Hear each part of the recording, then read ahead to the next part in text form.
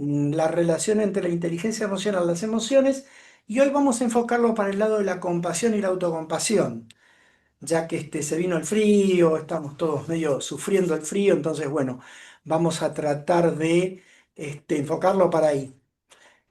Dice Stephen Hayes, el creador de la terapia de aceptación y compromiso, nos duele lo que nos importa y nos importa lo que nos duele. Muchas veces lo hemos nombrado, esta frase de él, pero realmente es muy oportuna, ¿no? Porque es exactamente así, ¿no? Solamente me duele lo que me importa. Si hay algo que no me interesa, no me va a doler, no me va a causar sufrimiento. Y justamente lo que nos duele nos importa porque nos está generando malestar, incomodidad, porque nos está llevando a tener emociones aflictivas o emociones encontradas, angustia, ansiedad, tristeza, miedo, culpa, etcétera, y todo eso, por supuesto, importa, porque no me deja sentirme bien realmente, ¿no? El tema de las emociones es algo que ya lo hemos tocado también muchas veces, pero podemos decir de alguna manera que la emoción es una reacción que tiene el organismo ante algún estímulo que puede ser tanto externo como interno, o sea, puede venir desde mi medio ambiente o puede generarse dentro mío algún pensamiento por ahí conflictivo o alguna sensación corporal que me preocupe y que de alguna manera puede ser real o imaginaria. O sea, puedo estar ante un peligro, por ejemplo, externo, alguien que me viene a robar, o una discusión, y eso me genera emociones, lo que fuere, y me siento amenazado. O también puede ser algo imaginario, puedo, no sé, estar dialogando con alguien y percibir que esa persona por ahí me está diciendo algo que me está agrediendo y por ahí no es así. O simplemente sentir una sensación corporal que no me agrada y decir, uy, debo estar enfermo. Y por ahí no es así. O sea, muchas de las situaciones por las cuales supuestamente íbamos a pasar en nuestra vida no existieron, ¿no? Algunas sí y otras no, pero una gran proporción de ellas son más que nada pensamientos sesgados negativamente. Entonces puede ser externa o interna ese estímulo, puede ser uno o más, puede ser real o imaginario, y eso produce o provoca una reacción, no un acto reflejo, sino una reacción, una respuesta que tiene que ver con lo psicológico, con lo neurológico, con lo inmunológico y con lo endocrino. O sea, tiene que ver con lo mental, tiene que ver con lo corporal y fisiológico. La respuesta puede ser múltiple, puede ser muchas síntomas que pueden aparecer, desde un ataque de pánico hasta simplemente una sensación de incomodidad y de disgusto. Eso depende de las circunstancias, el contexto, la persona, sus sistemas emocionales, etcétera. Pero sí hay algo muy importante, que antes las emociones se las tomaba como algo medio aislado, como algo que en realidad se lo puede estudiar en forma separada, lo mismo que la mente, e incluso también lo mismo que el cuerpo, y la realidad es que mente, cuerpo y emociones van juntas. Son tres componentes fundamentales que van juntos.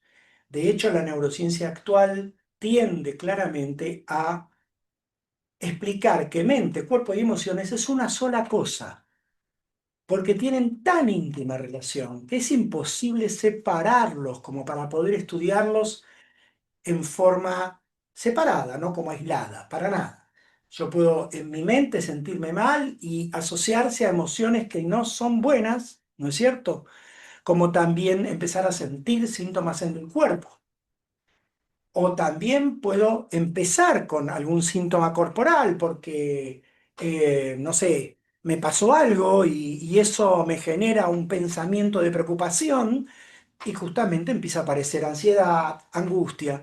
O sea, están íntimamente ligados. Los tres componentes que antes se tomaban como separados están profundamente, íntimamente ligados. Entonces, este es uno de los conceptos que quiero que quede claro, ¿no? Mente, cuerpo y emociones están muy, muy ligados unos con el otro y no se los puede separar. Se los puede separar didácticamente para hablar de un tema o del otro, pero en la vida real nosotros somos mente, cuerpo y emociones todos juntos, ¿sí? Y la inteligencia emocional es, de alguna manera, la disciplina que nace más o menos en la década de los 90, primero con Peter Salovey y John Mayer, y después con Daniel Goleman, que fue uno de los que impulsó muchísimo esta terminología y el estudio de esta disciplina, que tiene que ver con justamente todo lo contrario de lo que es la inteligencia lógica, la inteligencia racional, que era la que de alguna manera se medía hasta ese momento, ¿no? Hasta la década del 80 del siglo pasado y que había empezado incluso en el siglo XVIII, después de la mitad del siglo, perdón, XIX, del siglo XIX, después 1860 o 1870 en adelante, ¿no? Un montón de investigadores en la, de alguna manera en la psicología que iban haciendo en ese entonces, aunque terminan haciendo un poco la psicología más hacia fines del siglo XIX con Freud, igualmente ya empezaban a hablar de la inteligencia racional, creían que existía una sola inteligencia en el ser humano, que en realidad lo más importante era la resolución de problemas y la lógica, pero claro, en el siglo XX se empezaron a encontrar de que cómo podía ser que algunas personas tenían una inteligencia racional o lógico-matemática tan importante, incluso discursiva, y que podían dar unas conferencias espectaculares con un nivel de detalle y una didáctica impresionante, pero que en su vida personal tenían problemas con su familia, habían tenido por ahí dos matrimonios, los hijos no se hablaban con los hijos, estaban como medio aislados. Entonces, es como que existía una especie de abismo, ¿no? Entre las dos, porque claro, uno decía, bueno, ¿cómo puede ser? Si esta persona es tan brillante desde el punto de vista discursivo, lógico, ¿cómo puede ser que no pueda tratarse? ¿Cómo puede ser que en su grupo se haya peleado con dos de sus profesionales del grupo, o con la secretaria, o con su esposa, o lo que fuere? Entonces, ahí es cuando, de alguna manera, empieza a surgir esto de la inteligencia emocional. O sea que también existe una teoría cognitiva emocional que habla de que en realidad también dentro de lo cognitivo existe un componente emocional muy importante. Y estos dos autores que les nombré antes empiezan a decir, bueno, existe una percepción emocional que es cómo yo percibo mis emociones, cómo me doy cuenta de que tengo una determinada emoción y le puedo poner una etiqueta o puedo ponerle un nombre. Bueno, tengo miedo, tengo culpa, estoy angustiado, no me siento bien porque siento ansiedad de lo que pueda pasar o estoy preocupado, etcétera. Si puedo comprender a la vez lo que me ocurre emocionalmente, si tengo una comprensión, o sea, no solo la autoconciencia, la conciencia emocional, sino también el poder comprender qué es lo que me pasa, y si puedo de alguna manera no reaccionar por mis emociones, sino regular mi tono emocional para no responder en forma precipitada, digamos así. Básicamente eran estos tres componentes o estas tres capacidades o competencias, también podemos decir, ¿no? Si uno se basa más en los últimos estudios de Daniel Goleman, él habla de cuatro dominios, esto también lo vimos en algún momento, la autoconciencia emocional y la autogestión emocional, y eso tiene que ver con la inteligencia emocional propiamente dicha, y la conciencia social, la conciencia del otro, y la gestión de las relaciones, cómo yo me relaciono con el otro, con los otros. Y eso se llama actualmente inteligencia social. Uno puede llamar inteligencia emocional a todo el conjunto, pero en realidad la inteligencia emocional sería más la inteligencia personal, cómo me siento yo, cómo me entiendo yo y cómo me regulo yo mismo. Y la inteligencia social es, bueno, cómo entiendo al otro, cómo comprendo sus emociones y las pesquiso y cómo me relaciono, cómo gestiono de alguna manera las emociones del otro, cómo me impactan a mí y cómo respondo, ¿no? Ya lo vamos a ver durante el año con mayor detalle, digamos así. Lo interesante es que a mayor inteligencia emocional, todos tenemos inteligencia emocional, obviamente, en diferente grado de desarrollo, y esta inteligencia se va desarrollando durante toda la vida, toda la vida. estamos hablando principalmente de adultos, en los niños también, por supuesto, pero no vamos a entrar en ello. Este, pero cuanto mayor grado de inteligencia emocional, o sea, cuanto mayor autoconciencia, cuanto mayor percepción emocional, cuanto mayor comprensión emocional, comprensión de mis emociones y regulación de mis emociones tengo, menor estrés percibido.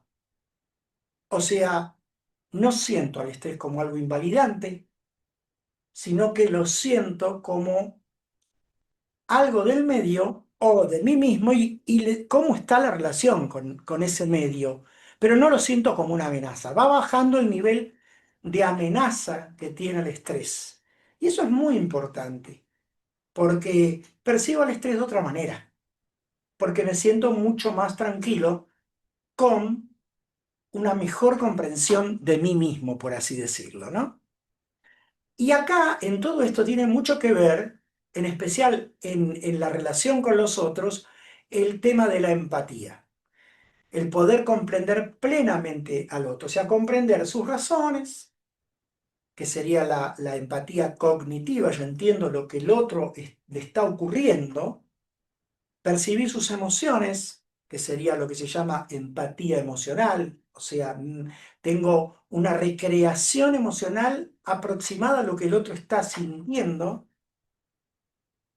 aunque no sean completamente manifiestas. Es como, este dibujito me gusta mucho, no me acuerdo dónde lo había encontrado, pero lo había encontrado en internet, y está en los zapatos del otro o ponerse en el lugar del otro, ¿no? Entonces el muchacho le dice, ahora comprendo, claro, pues se puso en los zapatos, es muy, muy gracioso y muy gráfico a la vez, ¿no? Acá simplemente, bueno, volvemos a nombrar, existe una empatía cognitiva que es la comprensión de lo que al otro le ocurre, pero no me mueve emocionalmente, comprendo. Existe una empatía emocional, que es cuando yo tengo una resonancia emocional con el otro, o sea, mi estado emocional también se ve afectado por el estado emocional del otro. Estoy como en espejo con el otro, por así decirlo, ¿no? Y existe lo que se llama un tercer nivel de empatía, que se llama interés empático, en donde yo entiendo lo que el otro necesita de mí. Entonces, ahí es cuando muchas veces tomo un compromiso. Y cuando tomo un compromiso, comprendo lo que el otro necesita de mí, tomo ese compromiso, siento la motivación de ayudarlo a salir del sufrimiento, sea el otro o sea yo mismo el que estoy sufriendo. Y eso es compasión.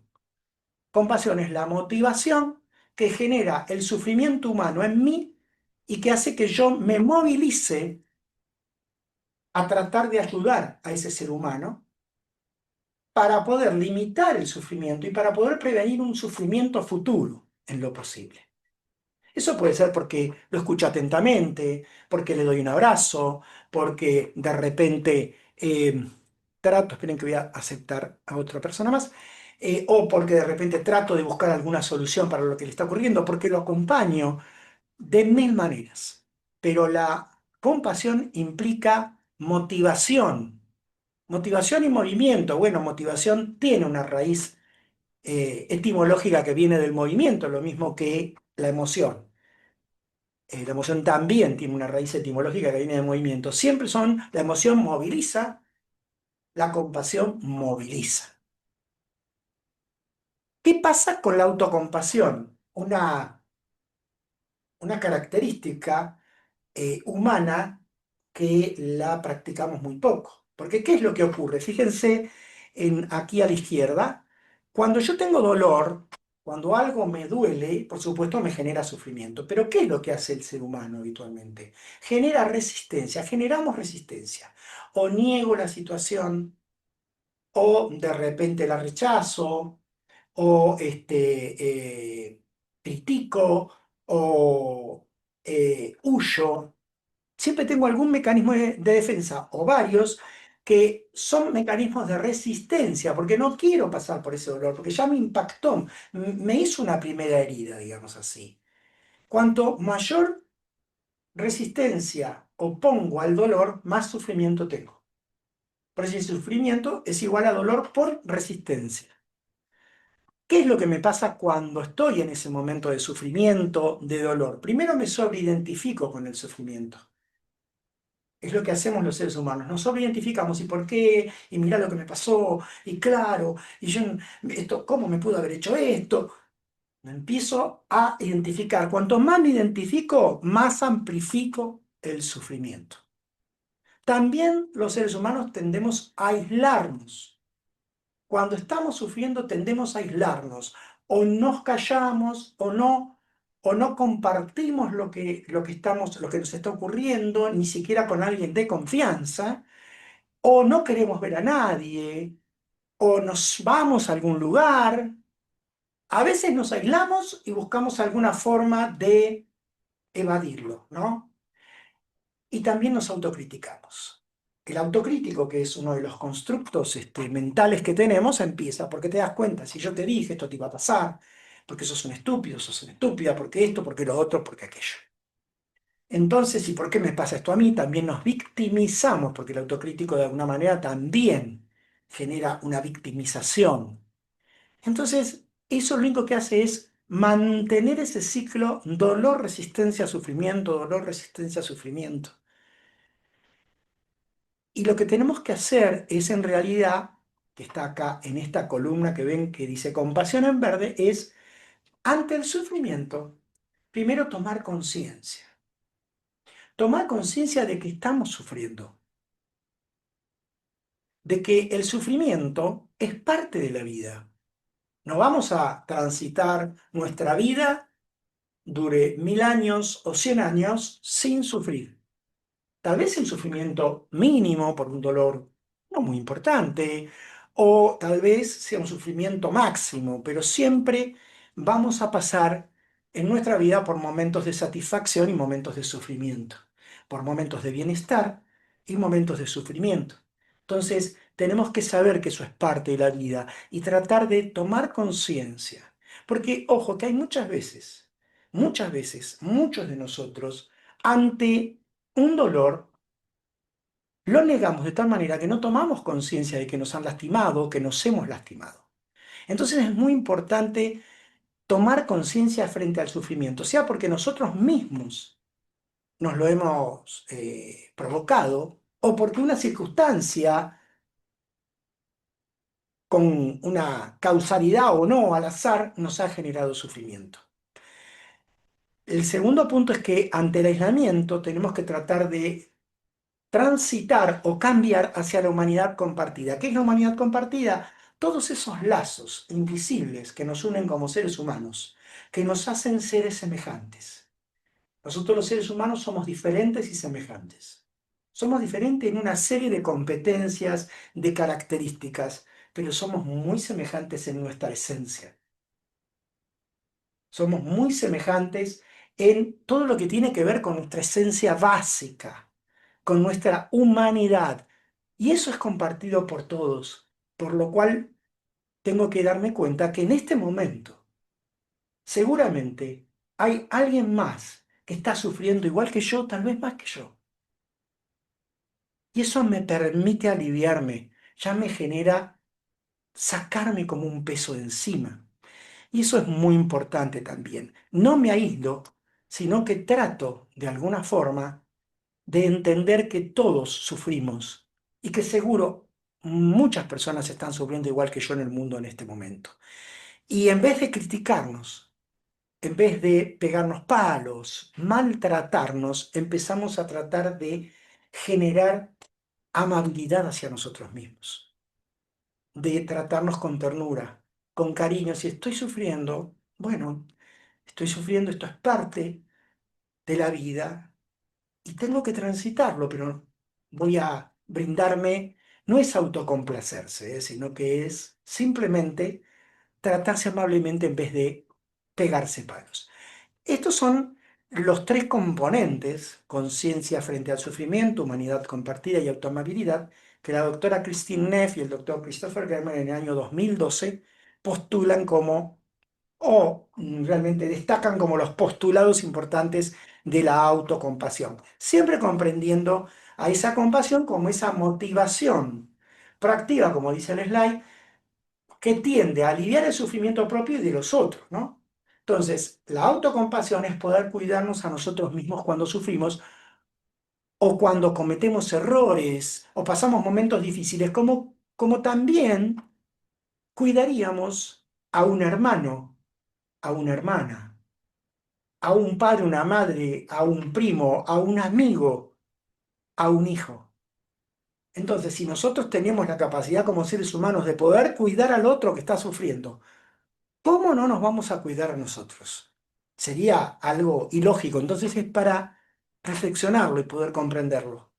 Empezar a cuidarnos a nosotros mismos. Y también cuidarnos a nosotros mismos tiene que ver con un aspecto muy importante.